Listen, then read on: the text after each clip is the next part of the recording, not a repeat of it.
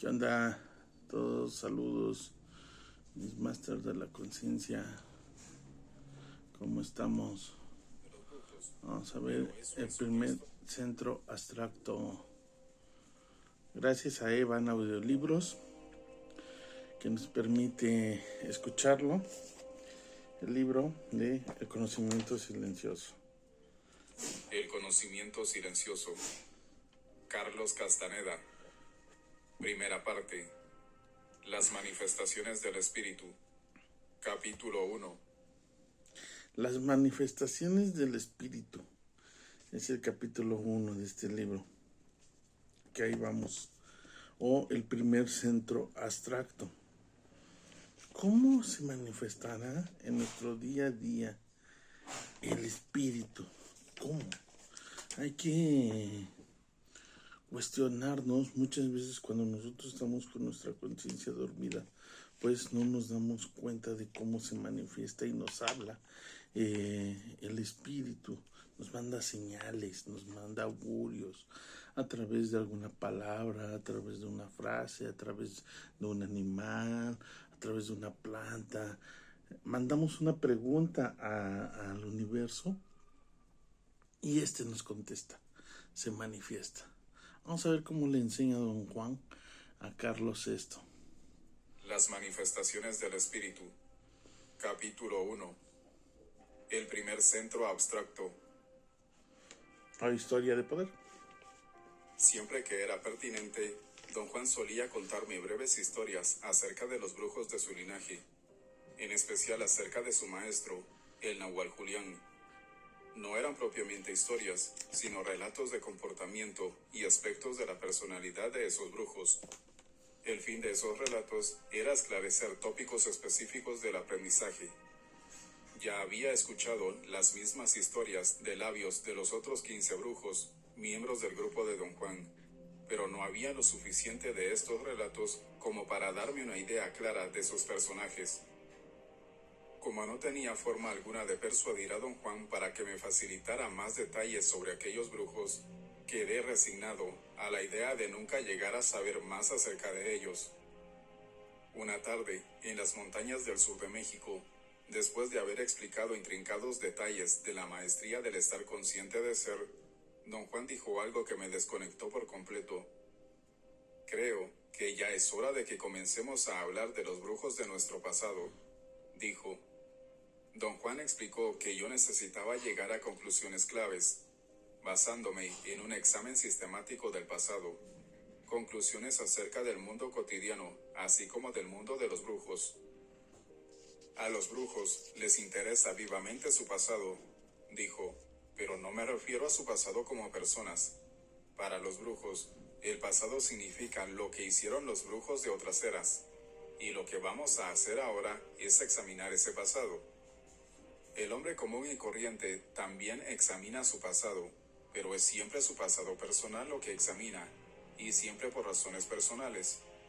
Los brujos hacen todo lo contrario, consultan su pasado a fin de obtener un punto de referencia. Pero, ¿no es eso lo que hace todo el mundo? ¿Hundirnos en el pasado a fin de obtener un punto de referencia? Pregunté. No, respondió enfáticamente. El hombre común y corriente se hunde en el pasado, ya sea su propio común pasado o el pasado de su época, para justificar sus acciones del momento o sus acciones del futuro, o para hallar un modelo de conducta. Solo los brujos buscan auténticamente un punto de referencia en su pasado. Don Juan, quizás todo esto sería más claro si usted me dijera lo que es un punto de referencia para un brujo, dije. Para los brujos, obtener un punto de referencia significa examinar el intento, contestó, lo cual es exactamente el propósito de este último tema de instrucción. Y nada les puede proporcionar a los brujos una mejor noción del intento que el examen de la historia de los otros brujos que batallaron por entender esa fuerza. Hay 21 centros abstractos en la brujería, prosiguió. Hasta ahí. Pausa. El punto de referencia. Hundirse en el pasado. Indagar. Recordar. En el libro de El lado activo del infinito le habla sobre la recapitulación y el diario que debe de llevar todo hombre de conocimiento y ver esos puntos de referencia. A diferencia del hombre común y corriente que examina su pasado nada más para justificarse por lo que hizo o por lo que va a hacer. Sin en cambio, el guerrero examina su pasado viendo el intento, cómo el intento influyó en sus vidas, cómo lo cambió, cómo lo transformó, cómo se manifestó ese intento en el transcurso de las diferentes 21 etapas o centros de aprendizaje o cuentos de poder o centros abstractos en cada uno de los diferentes tipos de linaje de la toltequidad. Desde el primero de cómo se manifiesta ese intento, ¿no? Cómo se manifiesta el espíritu. Ese es un punto de referencia. Entender el intento de las cosas. Todo, absolutamente todo lo que nosotros vamos haciendo va siendo, influyendo por el intento. Esto no quiere decir que nuestro destino ya está dado, sino es tan solo un chispazo de conciencia y ya nosotros decidimos si caminamos por esa manifestación del espíritu, por ese punto de referencia, por ese punto de guía, por ese punto de la voz de la conciencia o no. Y basadas en esos centros abstractos hay cantidades de historias de brujería, historias de nahuales de nuestro linaje luchando por entender el espíritu. Es hora de que te hable de los centros abstractos y te cuente las historias de brujería.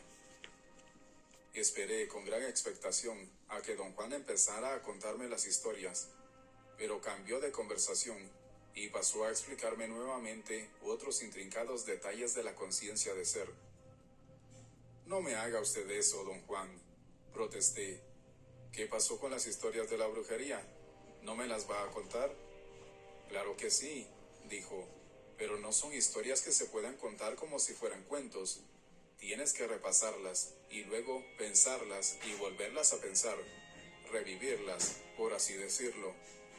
Se produjo un largo silencio. Decidí ser más cauteloso. Pensé que si insistía en pedirle que me contara las historias, me iba a enredar en algo de lo que después me arrepentiría. Pero, como siempre, mi curiosidad fue mayor que mi sentido común. Bien, entremos en el asunto, le dije secamente.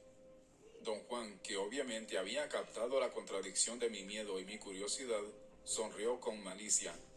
Se puso de pie y me hizo señas de que lo siguiera. Habíamos estado sentados sobre unas rocas secas en el fondo de un barranco. Promediaba la tarde. El cielo estaba oscuro y nublado. Pausa. Este también es otro punto importante. Comúnmente cuando iban a lo que era caminatas por la montaña, buscaba puntos o afiladeros donde se pudiera ver el esplendor del valle, ¿no? Esos son puntos de poder, lugares de poder para poder meditar, para poder reflexionar o tocar ciertos temas, ¿no? Las cuevas, ¿no? Pero cuevas en las cuales se pueda ver la totalidad del valle, de las montañas, de las manifestaciones de la tierra y su poder.